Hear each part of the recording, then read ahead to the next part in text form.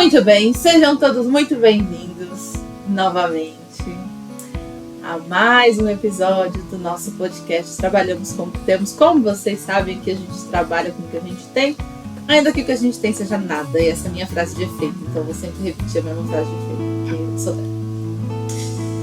Sabe, gente, existe algo que muda completamente a forma como a gente vive, tá? Mas ninguém aprende isso na escola, na família, nos relacionamentos. E o que muda completamente a forma como a gente é estruturado é que é uma afirmação, na verdade, né? Que ela é assim: o que você pensa não é necessariamente verdade. E essa talvez seja uma das maiores revoluções trazidas pela TCC até aqui. A TCC, para quem não sabe, é a terapia cognitivo-comportamental, que tanto eu quanto minha convidada de hoje trabalhamos. Por que a TCC trouxe isso como premissa, né? Ou por que é tão importante? Porque quando a gente começa a perceber que o pensamento não é um fato, a gente deixa de ser governado automaticamente pela nossa mente. E isso é um ponto muito importante, porque nem sempre a mente da gente está certa. Então, eu sou a Juliana, psicóloga e neuropsicóloga. Eu trabalho com terapia cognitivo-comportamental também, né? Então, sou formada aí e né, sou neuropsicóloga, então também entendo um pouquinho sobre como o cérebro funciona. E nessa temporada a gente está falando sobre verdades que ninguém te conta. E hoje, para falar um pouquinho sobre essa questão de para que serve o diabo dos pensamentos, ou como a gente já viu aí, o título do nosso podcast de hoje, que é Pensamento Não é Fato, eu trouxe a Denise. A Denise, ela já esteve aqui na primeira temporada do nosso podcast, com um dos dois podcasts dos mais acessados que a gente teve. E ela tem um olhar estruturado, clínico, criterioso, e ela trabalha com identificação de pensamentos automáticos, crenças centrais, distorções cognitivas. E todas essas palavras que vocês não sabem o que é, ela vai dar uma pincelada e explicar, pelo menos eu acho. E assim, a ideia aqui é transformar uma coisa que é totalmente subjetiva em algo observável e trabalhável. Né, Dê? Com certeza. Eu adorei esse tema, né? Porque é uma das partes centrais que a gente vai trabalhando ali durante a terapia, que são os pensamentos. E quando a gente percebe que talvez esses pensamentos não sejam totalmente verdadeiros, a gente abre ali um leque de outras possibilidades. E isso é muito interessante, né? Porque saber que não é verdade é o primeiro passo. Nossa, minha cabeça mente pra mim. Mente, menino, mais do que devia. Mais do que a gente gostaria, inclusive, né? Então, bora lá. Eu queria começar com uma coisa bem básica, assim. Porque, por exemplo, as pessoas, às vezes, elas escutam, né, que pensamento não é fato, que pensamento não é verdade, não acredite em tudo que você pensa, que é um ponto importante, né? Mas não entende o porquê que isso realmente é assim, né? Então, eu queria começar em saber qual a diferença entre pensamento automático, crença intermediária e crença central. Uhum. E por que essa diferença muda completamente a intervenção, ou por que muda a forma como a gente enxerga as coisas, enfim. Me ajuda, vai. Certo.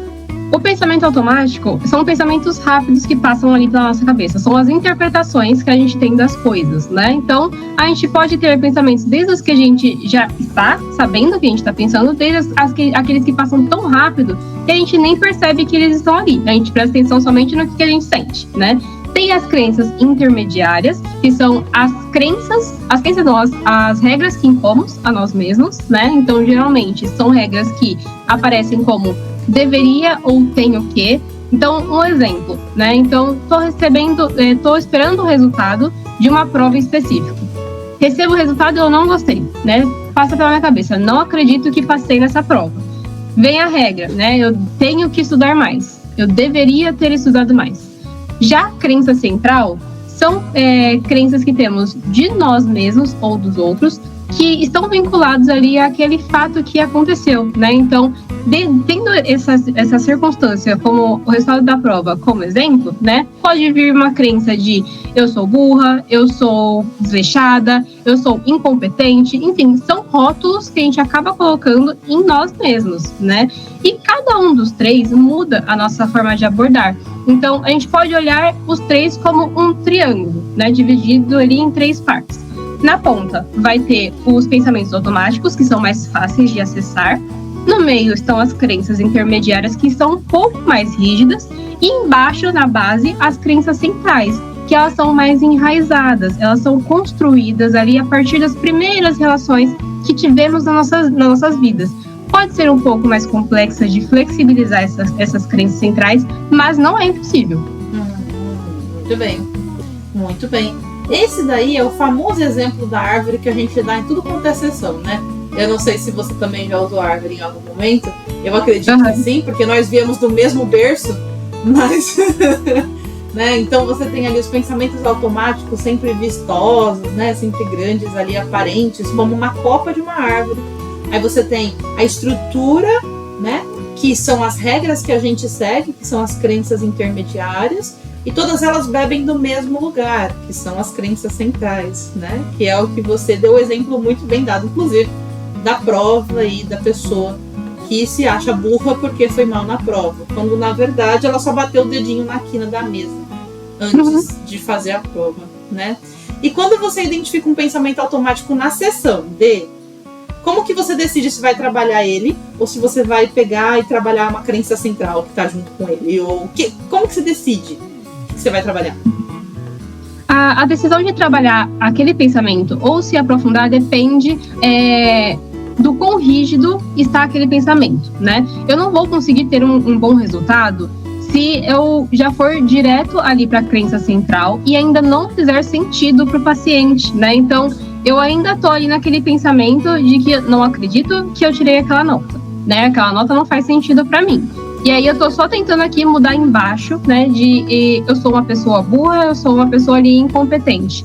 Ainda não vai fazer sentido para o paciente, né? O paciente ele precisa entender primeiro a pontinha ali de cima de o que mais esse pensamento pode esse pensamento não, né? Essa situação pode significar, o que mais essa nota pode significar de mim, além de ser burra, além de ser incompetente, né? Então a gente precisa flexibilizar primeiro o comecinho ali para depois ir para a base, já que a base geralmente ela é carregada de muito sofrimento, emoções muito mais intensas, então a gente precisa ter uma construção até chegar ali.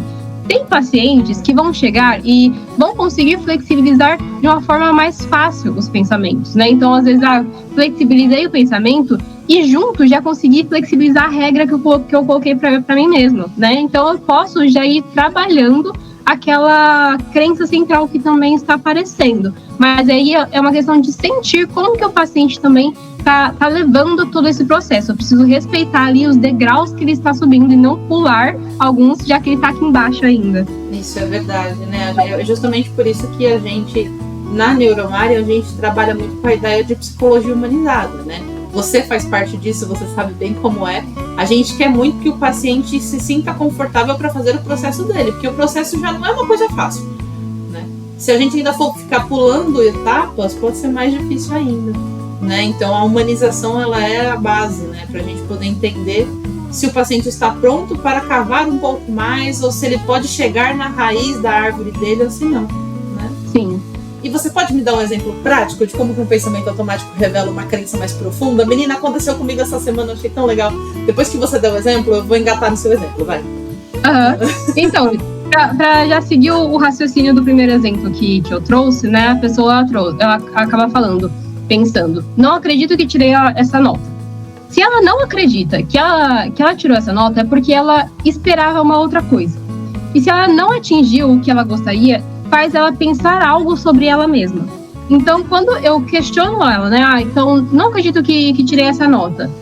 E quando você olhou essa nota, né? Que você tirou esse resultado, isso fez você pensar o que sobre você mesmo naquele momento? Pode ser que a paciente, a pessoa ali já não dê de cara ali a resposta, porque pode ser que nem ela mesma tenha chegado nesse resultado, nesse pensamento específico. Mas já vai puxando a gente para uma crença central, alguma característica que ela acaba atribuindo a ela mesma naquela situação.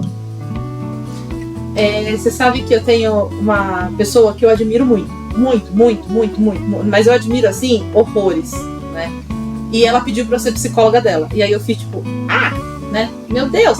Eu fiquei muito, muito angustiada, assim, mas ao mesmo tempo que eu fiquei angustiada, eu me senti honrada. Sabe aquele misto? Denise, você já passou por isso de quando você vai atender alguém que você considera muito e você fala, meu Deus, sabe? Enfim. E aí essa pessoa me trouxe a seguinte frase: Ju, tem mais de 10 anos que eu não vou pra terapia. Mas eu vou pra terapia porque eu acho que a minha história não tem valor. Olha a frase. Isso aqui é um pensamento automático puro, lindo, simples ali, como a gente vê. É a copa de uma árvore reluzente, né? Sim. Tipo assim, você... Eu não vou pra terapia porque eu acho que a minha história não tem valor. Aí ela não vai ser interessante pra ninguém. Pra gente, que é psicólogo, então ela só tava me contando um negócio. Pra mim, que sou psicóloga, eu já puxei a crença lá do fundo. Eu acho que você fez a mesma coisa. Esquema. Hã? Já construiu todo o esquema. Já construiu todo o esquema. Então, quando ela falou pra mim isso, olha a palavra que ela usou, que a história dela não tem valor. A gente tem 3 crenças básicas dentro da crença central, que é a crença de desvalor, de desamparo e de desamor. O nome da crença já indica. É uma crença de desvalor, ou seja, você não tem valor no que você está fazendo. Então eu não vou procurar terapia porque eu não tenho valor o suficiente para poder passar alguma coisa para o terapeuta, para pedir ajuda. Então foi claro, assim, foi explícito. E eu achei muito interessante porque eu comentei essa fala com uma outra psicóloga e ela fez a mesma cara que você fez, Denise. Na hora que eu falei a frase, ela falou, vixe! Foi automático, foi tipo assim, pô, cortaram o barato da gente de ficar pesquisando a crença. Já me entregaram assim de boa. Né? Enfim. Bom, e aí me conta. Vamos mudar um pouquinho, porque a gente, demos uma microaula aqui sobre a estrutura, né, da cognição. Então, o que é a cognição? Né? O pensamento, junto com as crenças intermediárias, junto com as crenças centrais. Bem estruturadinho ali, Denise saiu super bem. Agora, Dê, a gente não ouviu falar de emoção enquanto a gente estava falando desses pensamentos. E eu queria saber por que quando a emoção é muito intensa, o pensamento parece automaticamente verdadeiro. Porque se você sente muito, automaticamente a sua cabeça está certa. Por que isso acontece?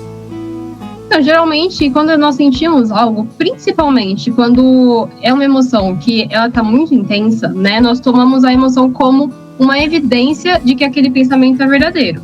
Então, se eu estou me sentindo dessa forma, então, claro, é porque eu sou assim, é porque isso está acontecendo, é porque vai acontecer desse jeito, né? Então, faz parte de uma interpretação equivocada sobre o que aquela emoção está querendo dizer. A emoção, ela está presente ali, ela quer te mostrar algo, ela quer te dizer algo sobre aquilo, sobre aquela situação, sobre o que você está sentindo.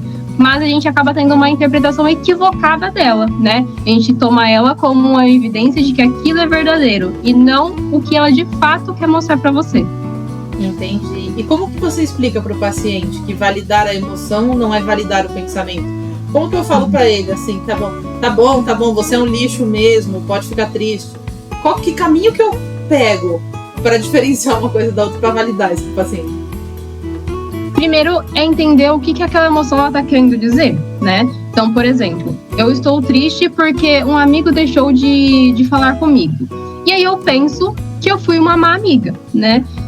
De fato, faz sentido que eu esteja triste porque um amigo deixou de falar comigo.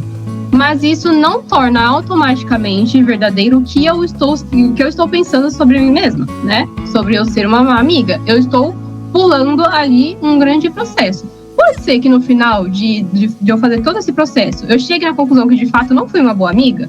Pode, mas eu preciso construir esse processo primeiro. Então, realmente, é triste, essa emoção ela faz sentido estar ali, mas não necessariamente ela é válida no sentido de é por conta disso que eu estou me sentindo assim, é por conta de eu ser uma má amiga que eu estou me sentindo assim. Então, a gente precisa construir a ponte entre esse ponto e esse ponto aqui, entre eu sentir e eu estar sendo alguma coisa. Não sei se fez sentido para você. Não, fez super sentido. É literalmente não acreditar de primeira na emoção. Então, entender o que aquela emoção está fazendo ali e ver se ela se conecta com o pensamento. Não simplesmente aceitar assim de cara, né? Tem uma forma técnica de diferenciar o faz sentido você se sentir assim e de isso é um fato? Tipo, dá para diferenciar um do outro? Tem uma forma que a gente pode usar que seja mais técnica para diferenciar essas duas coisas? Talvez não uma técnica específica, mas com certeza uma forma de abordar o que a pessoa está trazendo naquele pensamento, né? O pensamento, ele não veio do nada. Ele teve ali alguma base que se fortaleceu ao longo da vida dela, né? Então, mostrar o porquê que faz sentido, né? Pode ajudar a esclarecer ali a pessoa do que ela está sentindo, que realmente está acontecendo, né?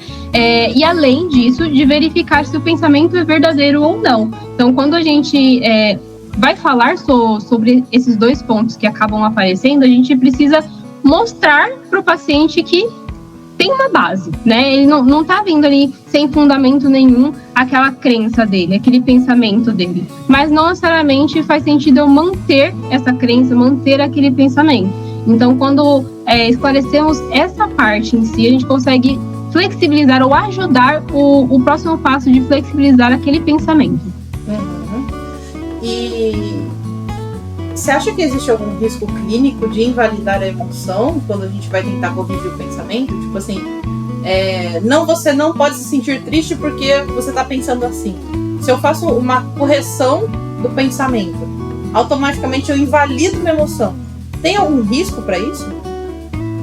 Com certeza, esse risco ele existe, então por isso a gente precisa tomar cuidado em como que a gente vai conduzir esse processo, né? Então é importante não só mostrar para o paciente que faz sentido ele ter aquela emoção para ele, né? Mas também mostrar que faz sentido para você aquela emoção ela estar presente, né? Porque senão entra numa barreira em que eu não me sinto ali totalmente compreendido, e se aquela outra pessoa não vê sentido, então talvez realmente seja verdade que nada faça sentido aqui nesse momento, né? Então, mostrar que apesar daquela emoção ser válida, manter aquele pensamento vai trazer mais sofrimento, né? Então, eu posso acolher essa emoção, né? Ela está aqui, ela me mostra algo, mas manter esse pensamento aqui talvez não seja tão válido para mim, não seja tão funcional de acordo com o resultado que eu quero ter futuramente, né? Faz sentido, faz total sentido, né? Então, eu posso acolher a emoção. É que tem uma diferença grande entre acolher e aceitar, né? Uhum. Acho que é um ponto crucial, assim, pra gente pensar. Então, eu posso acolher a minha emoção. Então, eu estou triste porque eu estou pensando que eu fui mal na prova do mestrado, por exemplo, né? Mas eu não posso pegar e aceitar de maneira não questionadora essa emoção e olhar para ela e falar assim, não, tá bom, quer viver aí, vive. E também aceitar o pensamento e o que ele gera, porque muitas vezes o problema não é nem o pensamento, é o que ele gera pra gente, né? E aí a gente pensando nisso, tem alguns pensamentos que eles criam raízes na nossa cabeça, alguns pensamentos automáticos assim que eles viram coisas fixas assim, e a gente só consegue enxergar o mundo a partir deles, né? E normalmente a gente dá o nome para isso de distorção cognitiva. É quando você tá ali com o seu óculos azul na sua cara, olhando e se questionando por que todo mundo ficou azul, né? Quando na verdade o problema são os seus óculos. Qual que você acha que é a distorção cognitiva que você mais observa hoje na clínica adulta, assim? Olha, eu vejo duas quando você me fala em distorção, né? Então, principalmente a catastrofização e a leitura mental. Então, assim... É verdade. Essas duas, elas aparecem demais. Exatamente. E assim, explicando de uma forma simples, pensar no pior cenário e achar que sabe o que os outros estão pensando, né? Então, acredito que todo mundo que está ouvindo já passou por algum momento dessas duas coisas. Ou catastrofizou alguma situação, ou teve a leitura mental de alguma outra situação também. Eu concordo com você. Eu acho que uma das que eu mais observo hoje na clínica é a versão dicotômica, né? O 880. Né? É uma das que, assim, pelo menos na minha prática, nos adultos que eu atendo, ou é branco ou é preto. Ou eu tô feliz ou eu tô triste. Ou eu vou viver ou eu vou morrer. Entendeu? Esse negócio de viver em ajuda de aparelhos não existe, entendeu? Então, o termo, ele nunca vai existir. As pessoas, isso daí é o que eu falei, são os óculos. Então você acredita que é 880 mesmo. Você acredita que você consegue ler o que tá na cabeça da outra pessoa, que nem a Dê falou, e aí você coloca os óculos e enxerga o resto do mundo assim. E acha que todo mundo é assim, que as coisas vão acontecer assim. Quando na verdade não é bem por aí, né? E tem algum padrão geracional nas distorções, Dê? Eu achei isso aqui uma sacada de mestre. Quando a gente estava escrevendo o roteiro e tudo, eu falei assim, caramba, pensar em gerações. Quais são as distorções, assim, que mais aparecem, né? Você já parou para pensar nisso? Eu já tinha percebido, mas não parei para pensar de uma forma ali mais... Não parei realmente para pensar sobre esse assunto, mas assim que eu vi essa pergunta, já consigo linkar, até mesmo com a catastrofização que eu acabei de trazer, né? Porque eu percebo que ela aparece muito mais em jovens adultos do que em adulto, por exemplo, né? Então, apesar de ser uma distorção que ela pode aparecer em qualquer geração, em qualquer faixa etária, eu percebo que aparece mais nessa específica, né? Então, já que faz parte ali essa fase ter mais inseguranças, né?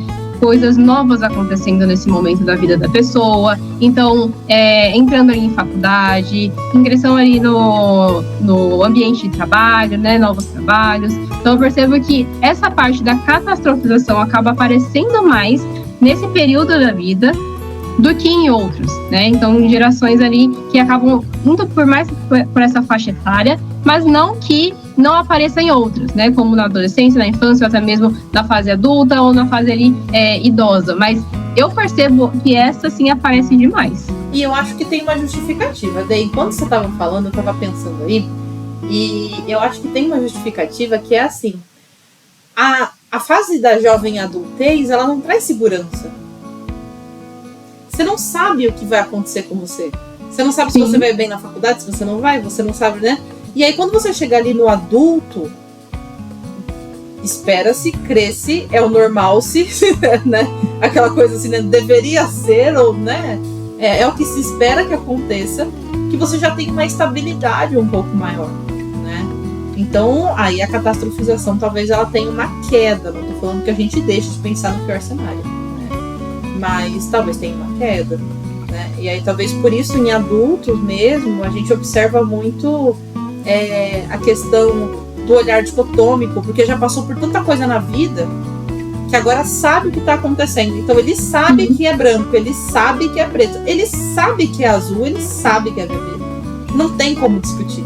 Então eu sei que se o meu filho de 18 anos, que é um jovem adulto, catastrofizando tudo, eu sei que se o meu filho for por esse caminho, é o melhor caminho.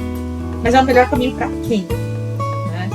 Então as distorções cognitivas, elas aparecem assim, bem correlacionadas, né, à estrutura social e que a gente tem nas pessoas.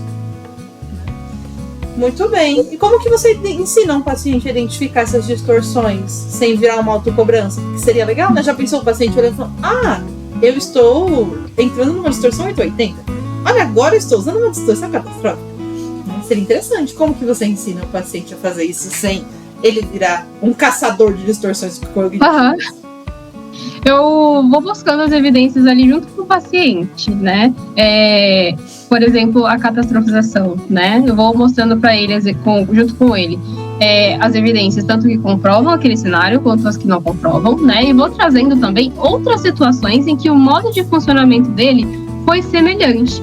Quando a gente traz outras situações que ele mesmo trouxe, a gente consegue ir construindo um padrão.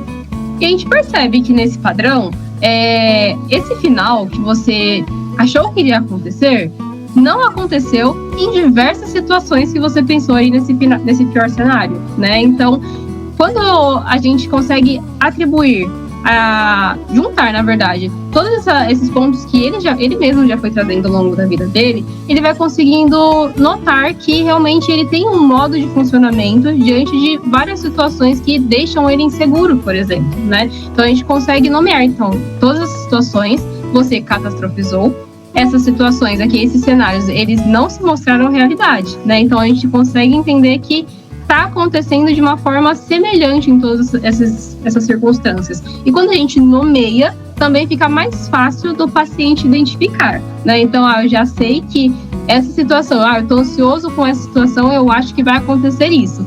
Então, como eu sei que meu modo de funcionamento ali, geralmente, é catastrofizar, pode ser que isso seja uma distorção cognitiva que esteja acontecendo nesse momento. É isso.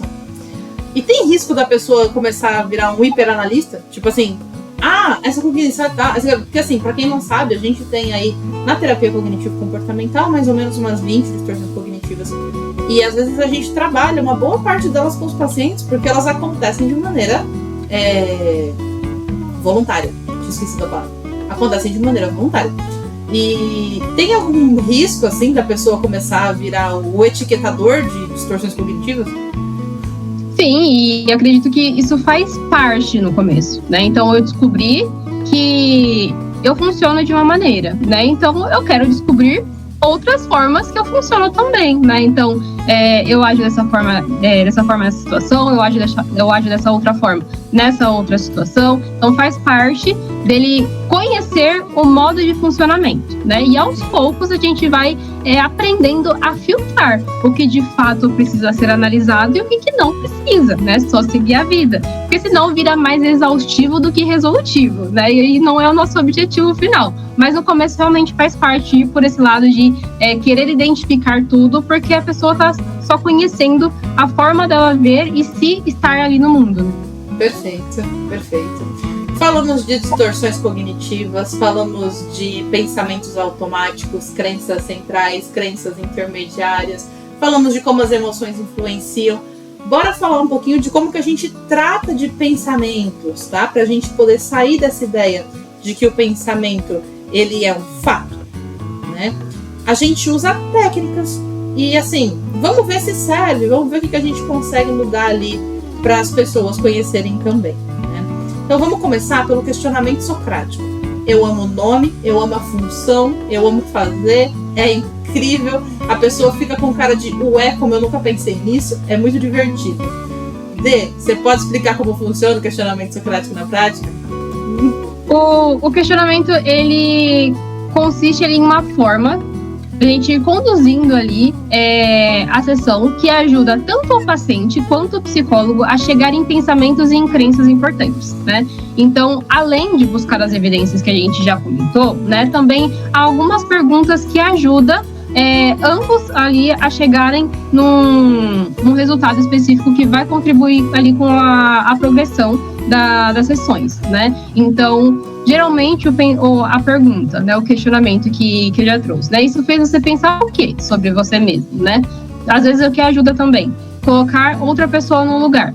Como que fulano agiria e pensaria nessa mesma situação? E se ela agisse da mesma forma que você agiu?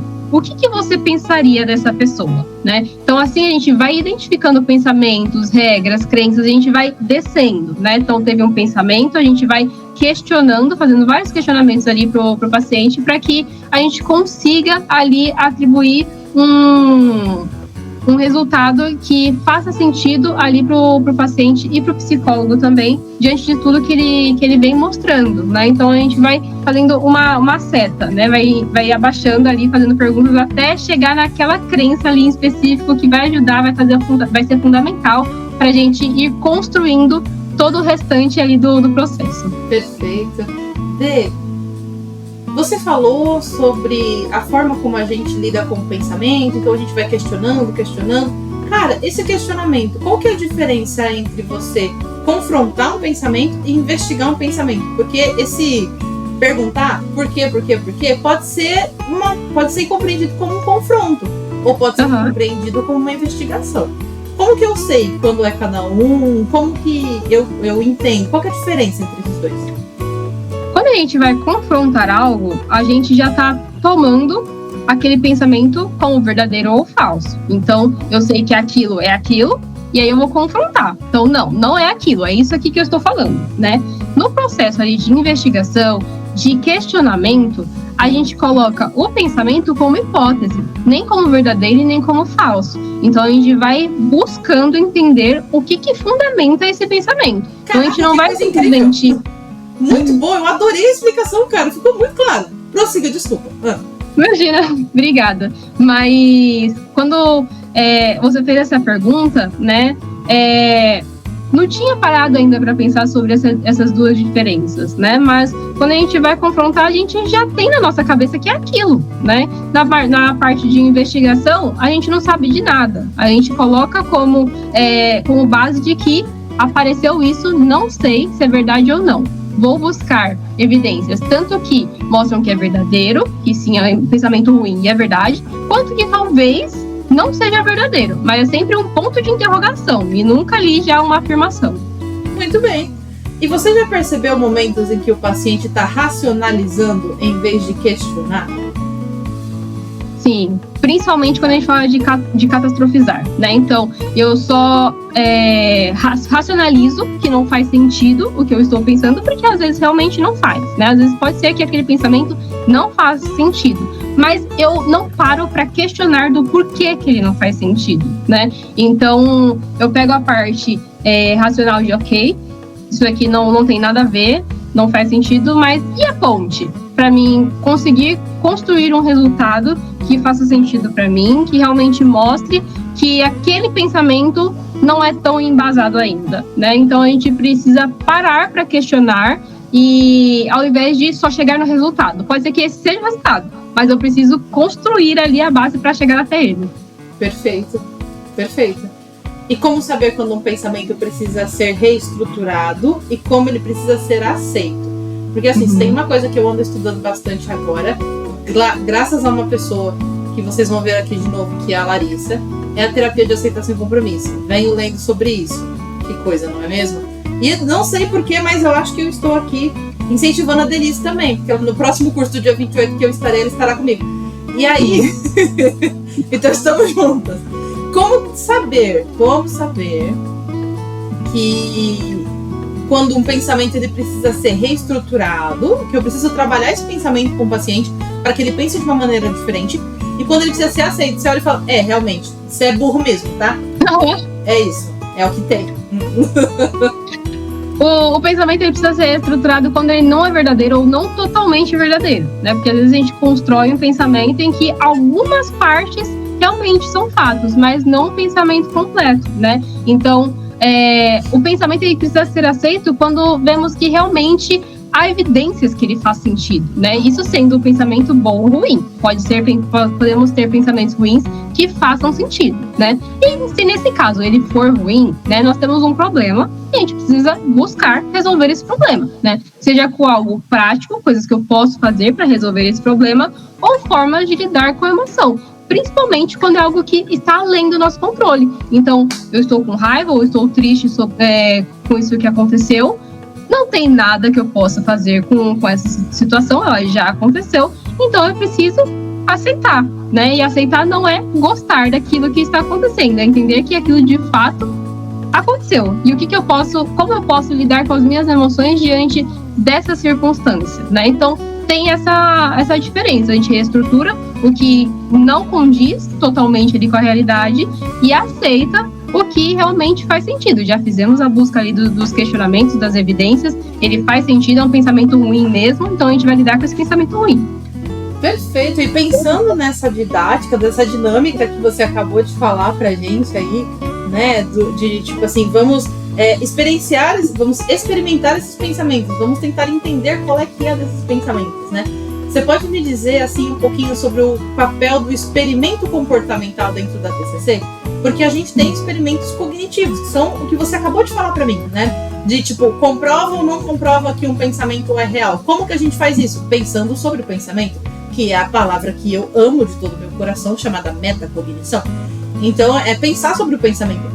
Mas quando a gente tem alguns experimentos que eles precisam ser comportamentais, né? Que a gente realmente precisa ir para jogo, para entender o que a gente está pensando.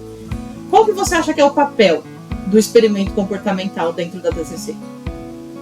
Muitas vezes a gente fica preso no isso não vai dar certo, não vai mudar muita coisa, né? O experimento ele entra como uma forma de buscar evidências e testar outras formas de funcionamento, além daquelas que já estamos acostumados, né? Então, a gente já aprendeu que na teoria ali, o resultado ali mais provável que aconteça dessa situação seja esse.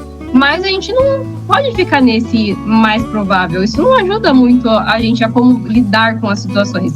A gente se sente mais seguro quando a gente tem evidências mais concretas, né? Então, o experimento comportamental, ele ajuda a gente buscar essas evidências mais concretas e dar mais contexto para tudo aquilo que a gente já foi aprendendo na teoria ali durante a terapia, por exemplo, né? Vai abrindo o nosso leque ali de outras formas de acontecer, outros resultados que podem acontecer também diante da forma que eu funciono. E assim, pensando em tudo isso, você consegue me dar um exemplo simples, assim, mas que muda a percepção da pessoa? Sim, e em uma situação em que a pessoa tem medo de fazer perguntas em contexto escolar ou na faculdade, por exemplo. Ela acredita que se ela fizer alguma pergunta, as pessoas irão rir, o professor vai achar a pergunta idiota, vai passar por uma situação ali vergonhosa, né, constrangedora, né? O experimento, ele pode ser feito aos poucos. Então, primeiro, né, a gente vai analisar ali a situação, né, analisar como que as pessoas agem, com as outras pessoas ali fazendo perguntas, como que o professor reage, como que é feita a resposta e como que é o final ali dessa situação, né? O próximo passo, a gente vai perguntar individualmente com o professor aquela dúvida. Vai analisar quais pensamentos foram realmente verdadeiros, quais pensamentos não foram, né, se deram como falsos diante dessa pergunta individual. E depois, a gente pode ir para um experimento ali de perguntar durante a aula em voz alta, mas sempre analisando o contexto. Porque, por exemplo, pode ser que tenha um professor que responda de uma forma que realmente deixe a situação constrangedora, faça a pessoa ali se sentir mais insegura.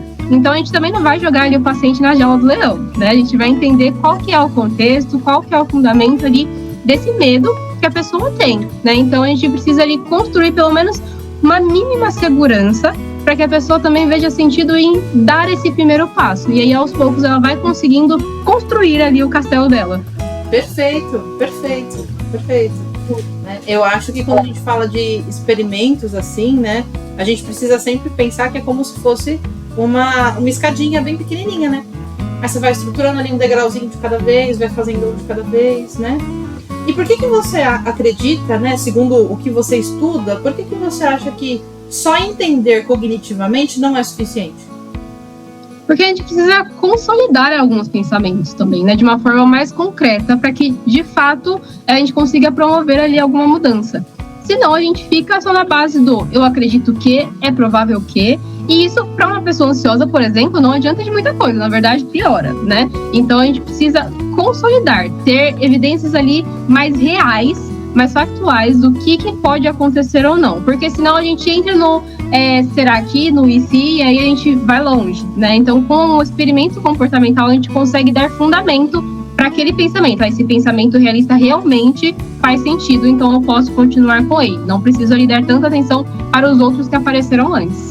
Você sabe que eu acho que o experimento, ele ajuda muito a gente a criar uma coisa extremamente importante para quando a gente vai trabalhar com pensamentos disfuncionais. É isso, gente, não tem certo e errado, tá bom? Tem funcional e disfuncional. Ou funciona ou não funciona, né? Sim. Não é que tá certo ou tá errado, né? E aí, eu acho que ajuda muito a gente a lidar com pensamentos disfuncionais, que é as evidências. Todo terapeuta cognitivo comportamental é muito fã de Chitãozinho de Chororó, certeza. Né? Porque a gente vive na base das evidências, não tem outra coisa para fazer. Então, quando você cria isso, né, a gente consegue criar evidências e mostrar para ela de fato. Então, não o pensamento, porque o pensamento não é um fato, né? Pois é. Então, a gente mostra para a pessoa de verdade uma evidência de que aquilo funciona ou não funciona, né? E você já já percebeu, assim, se existe um risco da pessoa ficar só na análise e não ir para ação? Nossa! Com certeza! Principalmente quando é algo vinculado a emoções muito intensas e sofrimento, né? Porque a pessoa, ela entende que realmente precisa ser dessa forma, mas evitar acaba sendo a opção mais segura a curto prazo, né? Então, ela sabe que precisa ir por outro caminho, mas por ser algo ali vinculado a tantas emoções, ali, tanto sofrimento, que eu vou pelo caminho de evitação. Então, eu sei aqui a teoria, né? Eu sei como que funciona, mas a parte da ação ali, às vezes, acaba travando, né? Por isso que dividir ali em vários degraus, vários bloquinhos ali, para que a pessoa se sinta mais, talvez não mais confortável, mas menos desconfortável de ir em direção a esses experimentos, essas buscas ali de evidências ali mais concretas no dia a dia em si, sair ali da parte teórica e ir para a prática. Nossa, menina. E como é frustrante para nós psicólogos, agora abrindo meu coração, acho que você vai concordar comigo. Você gastar horas e horas da sua semana pensando num experimento cognitivo ali com o seu paciente, e aí você chega e propõe para ele, e ele fala, vou fazer, chega na outra semana ele fala, então não deu. Gente, não tô culpando o paciente, não é isso? Muitas vezes o emocional é muito pesado, muitas vezes é difícil de tomar decisões, ou muitas vezes o paciente ele simplesmente não toma decisão porque a geração dele não permite que ele tome, que é uma situação que a gente já passou. Então é extremamente frustrante para nós, mas obviamente que a gente não vai olhar e falar, pô, fulano, de novo? Não, né? A gente vai tentar de novo, porque se tem uma coisa que o psicólogo aprendeu a ter, é paciência, galera. É paciência. E aí a gente pode ver a diferença de pensamento positivo e de pensamento preciso. Porque o meu pensamento positivo é que o meu paciente vai fazer a tarefa. O meu pensamento preciso, muitas vezes diz assim, Ju, mas ele já não fez antes, talvez ele não faça agora. Tá certo, Denise? Pensei direito? Com certeza, vocês não é um pensamento negativo, é um pensamento realista. Exato, é um pensamento realista. Então vamos lá, qual o erro mais comum que você vê pacientes cometendo quando tentam pensar de maneira positiva, que nem eu aqui, me esforçando com o meu paciente que talvez ele vá fazer a tarefa. Olha que absurdo.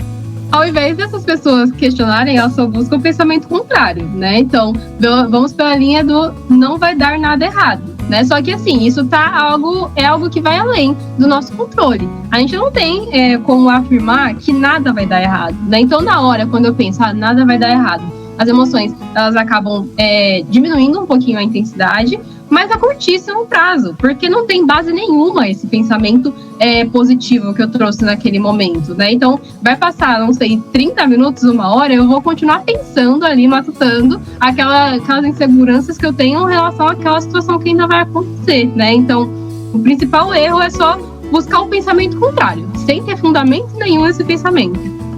Perfeito. E qual que é a diferença entre reestruturação cognitiva e auto-engano? Porque reestruturação cognitiva é a gente mudar um pensamento. E auto-engano, o que é? Como que diferencia do outro? A reestruturação, ela não é um 880, né? A gente não vai mudar de um pensamento para um outro ali oposto com base em nada, né? A gente vai olhando as nuances, né? Tem muitos outros números antes do 880, né? Então, ela é embasada em mais coisas. Pode dar tudo certo? Pode, né? A gente não coloca como algo que jamais pode acontecer. Mas pode acontecer que algumas coisas fora do previsto ali também aconteçam. Então, a gente trabalha para lidar com essa possibilidade, né? Então, eu olho para a situação e eu acredito que tudo vai dar certo. E pode ser que tenha muita base ali de que as coisas vão dar tudo certo, não vai acontecer nenhum imprevisto. Mas eu somente acreditar nesse pensamento de que vai dar tudo certo, eu acabo me enganando com esse pensamento, porque é com base no quê? Eu já vi o futuro e eu sei que vai dar tudo certo, então a gente precisa também estar preparada para a mudança ali de trajeto, de recalcular a rota e trazer um pensamento de que tem probabilidade de realmente dar tudo certo? Tem. Mas também tem a possibilidade dessas coisinhas aqui saírem do meu controle. Como que eu posso lidar com elas? Então a gente vai lidando dessa maneira. Não 8 ou 80, mas as nuances entre esses dois pensamentos. O completamente negativo e o completamente positivo.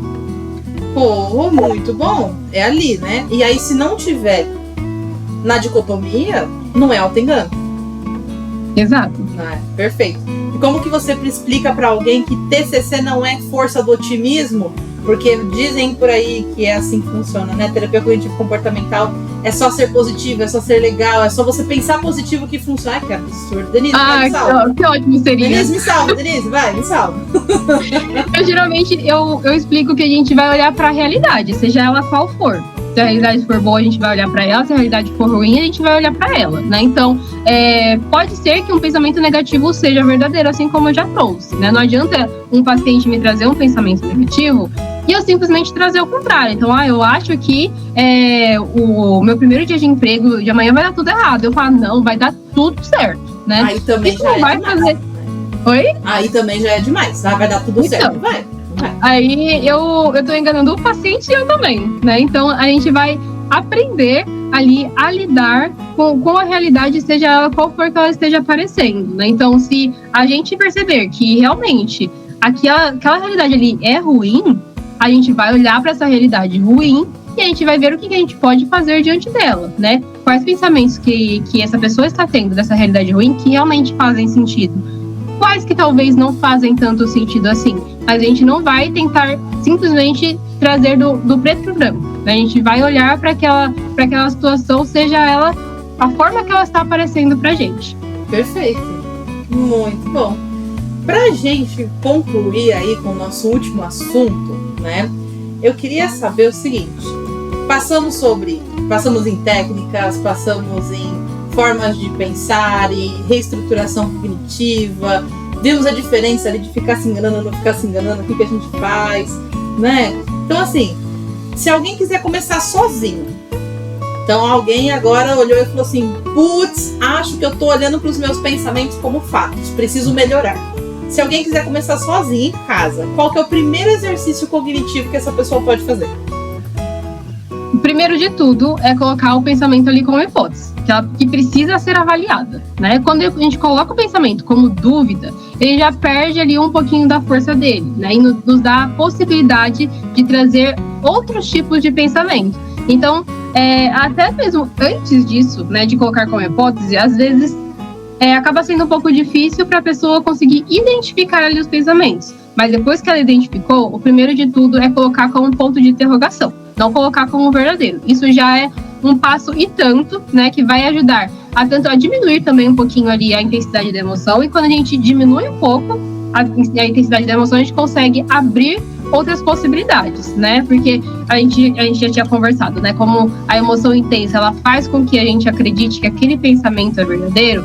Quando eu coloco ele como hipótese, a emoção ela pode diminuir um pouquinho a intensidade e faz com que a gente consiga olhar para outras formas sobre aquela mesma circunstância. Muito bem. E que pergunta você acha que é a mais poderosa quando alguém está dominado por um pensamento? Tipo assim, sabe? A pergunta que vai fazer um estralo e aí a pessoa volta. Talvez eu não colocaria como uma pergunta, mas além de colocar o pensamento como hipótese, eu sugeriria colocar o raciocínio ali em um papel, porque faz muita diferença, né? Quando a gente está tentando construir ali um pensamento, tentando avaliar ali tudo que estamos sentindo, passa muita coisa pela nossa cabeça, né? Então, quando a gente está tentando ali buscar as evidências sobre um ponto, a gente já foi tomado por uma outra emoção que fez a gente não prestar tanta atenção naquilo que a gente está tentando construir, né? Então, quando a gente coloca ali o pensamento como hipótese, colocar aquele raciocínio em um papel, a gente consegue ter uma outra perspectiva. A gente olha de fora e alguns quadradinhos ali começam a se encaixar no lugar deles. Perfeito. Você sabe que eu li um estudo recentemente que fala que a escrita, ela desacelera a cabeça da gente, porque a gente precisa organizar os pensamentos na cabeça antes de colocar no papel. É por isso que ela é tão útil para tratamentos terapêuticos, assim, né? Sinceramente, acho que a pergunta mais base, assim, que eu faria seria alguma coisa do tipo: qual que é a evidência real de que esse pensamento é totalmente verdadeiro? Uma coisa tipo, tá, mas qual é a evidência que você tem de que esse pensamento é um ponto final? Como muito bem disse a D, né? Agora há pouco que ela falou, tem que pôr um ponto de interrogação no pensamento. Concordo. Qual é a evidência que você tem de que ele tem um ponto final? Eu acho que essa seria a pergunta assim mais, sei lá, mais importante, mais relevante que eu faria pra minha cabeça. Que eu faço pra minha cabeça quando ela começa a falar bobagem. Porque a cabeça da gente fala bobagem. A cabeça da gente fala muita bobagem. Né? Vamos lá.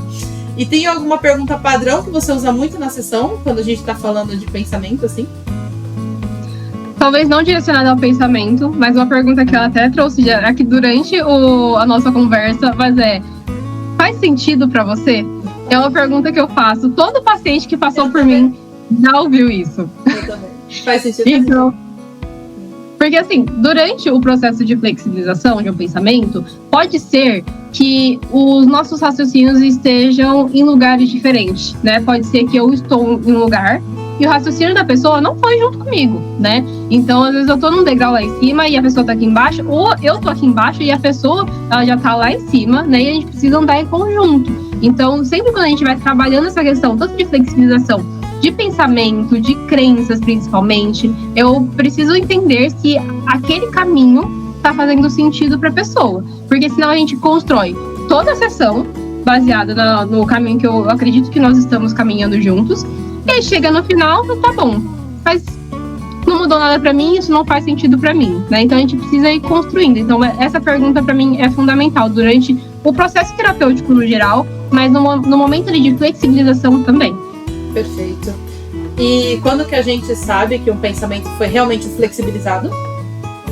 Quando há abertura para outras possibilidades, né? Mesmo que o paciente não tenha chegado ainda naquele pensamento realista, quando ele dá abertura para que, talvez não sei ainda o que é, mas talvez não seja isso, né? A gente já consegue deixar ali aquele pensamento um pouco menos rígido, né? Então já consegue flexibilizar um pouco mais, mesmo que a gente ainda não tenha fechado o ciclo de uma forma completa, né? Então, se eu já coloquei que talvez não seja isso, a gente já começou uma boa flexibilização. A gente já saiu daquela visão ali rígida. Arrasou, cara. Muito verdade. Muito verdade. Bom, Dê, se você pudesse resumir a TCC e tudo que a gente trouxe aqui até agora em uma frase, para quem está começando agora, uma mensagem, o que você falaria?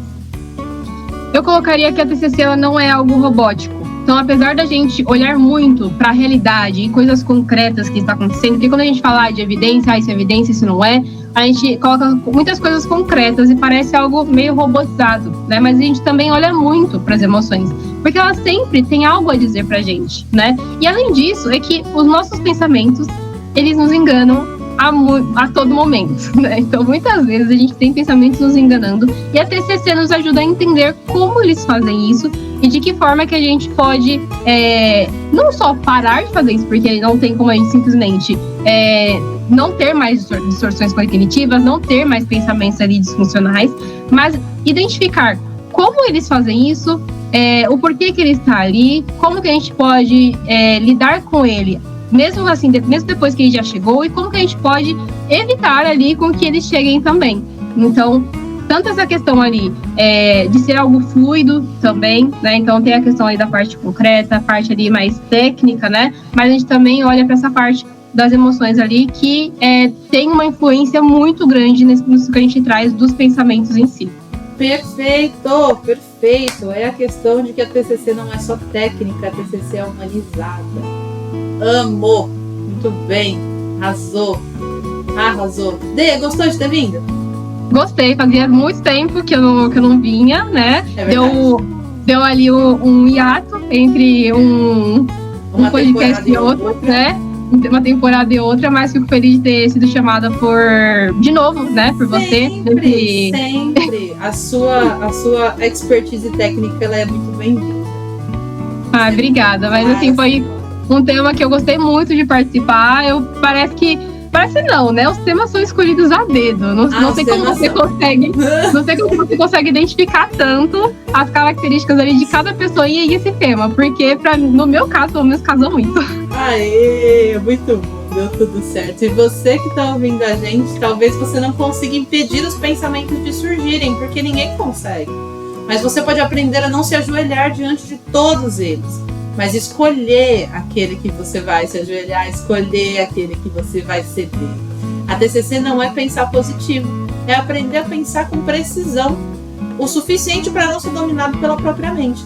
E isso é liberdade cognitiva, que é muito mais do que a gente espera ou do que a gente um dia sonhou em alcançar. Muito obrigada pela participação, Dê. Muito obrigada por ter ouvido a gente. Vejo vocês na semana que vem. É sempre um prazer poder estar aqui, dizendo para você não se esquecer de trabalhar com o que você tem, porque aqui trabalhamos com o que temos, a gente sempre faz isso, mesmo que o que a gente tem seja nada. O importante é conseguir, é trabalhar, porque a gente está aqui para isso. Obrigada, gente. Até a próxima. Tchau, Dê. Tchau.